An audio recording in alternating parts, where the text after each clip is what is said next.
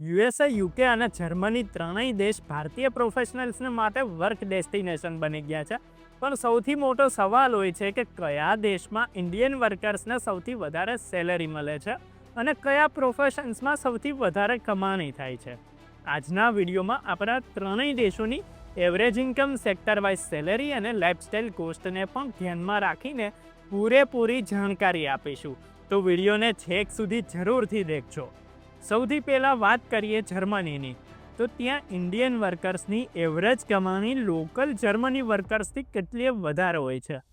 એક રિપોર્ટ પ્રમાણે Indian પ્રોફેશનલ્સની monthly income average 4.5 લાખથી લઈને 6 લાખ વચ્ચે હોય છે. એન્જિનિયરિંગ, આઈટી, ડેટા સાયન્સ અને હેલ્થકેર જેવા ફિલ્ડ્સમાં ઇન્ડિયન વર્કર્સને વર્ષે 50 લાખથી 70 લાખ સુધીની પણ સેલેરી મળે છે.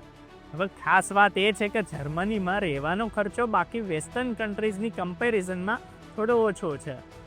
મોટા શહેરોમાં રેન્ટ અને બેઝિક ખર્ચો મહિને 1.5 થી 2 લાખ સુધીનો હોય છે.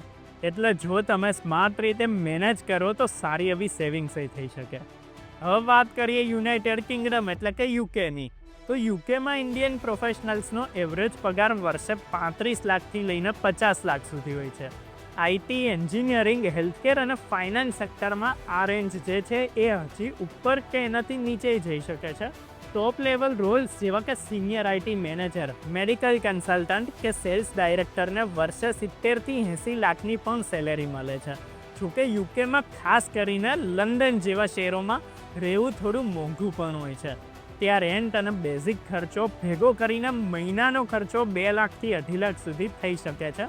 પણ જો તમે સ્કિલ્ડ વર્કર છો અને 5 થી 7 વર્ષનો અનુભવ ધરાવો છો તો યુકેમાં તમને હાઈ સેલેરી અને ફાસ્ટ ગ્રોથ પણ મળી શકે છે. હવે જઈએ આપણી ત્રીજી કન્ટ્રી પર, જે છે અમેરિકા.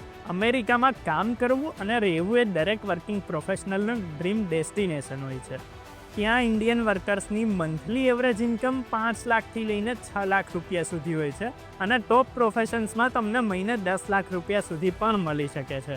ટેક, હેલ્થકેર, લો, ફાઇનાન્સ અને ડેટા સાયન્સ જેવા સેક્ટર્સમાં તમને વર્ષે 80 લાખથી 1.5 કરોડ સુધીની સેલેરી મળી શકે છે.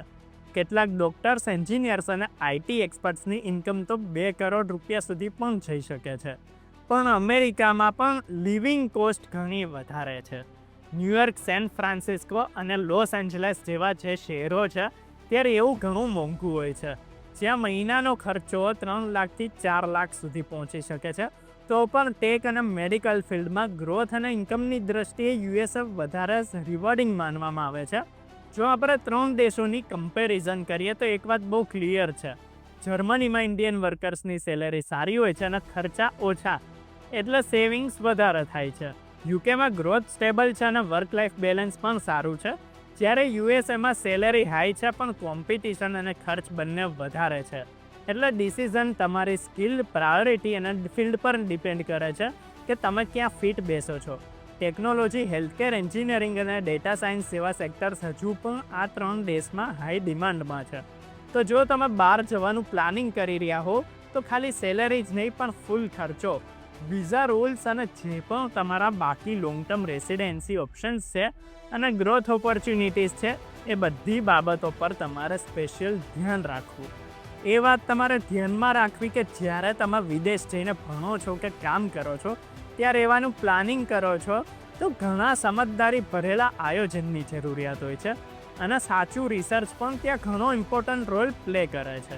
એટલે જ અમે અમારી ચેનલ પર બહુ બધા વિડીયોઝ બનાવીએ છીએ જેમાં વિદેશમાં રહેતા લોકો માટે જરૂરી માહિતી હોય છે. વિદેશમાં સેટલ થવા માટે શું હોવું જોઈએ, શું રૂલ્સ અને રેગ્યુલેશન્સ ફોલો કરવાના હોય છે, એ બધું જ તમને એક જ પ્લેટફોર્મ પર બહુ સારી રીતે ડિટેલમાં કહી શકીએ. જો તમને આ વિડીયો પસંદ આવ્યો હોય તો વિડીયોને લાઇક કરો અને કોઈ સવાલ તમે અમને પૂછવા માંગતા હો તો કમેન્ટ સેક્શનમાં જરૂરથી જણાવો. અને આવા જ વિડીયોઝ જોતા રહેવા માટે અમારી ચેનલ અર્બન ગુજરાતીને જરૂરથી સબસ્ક્રાઈબ કરો.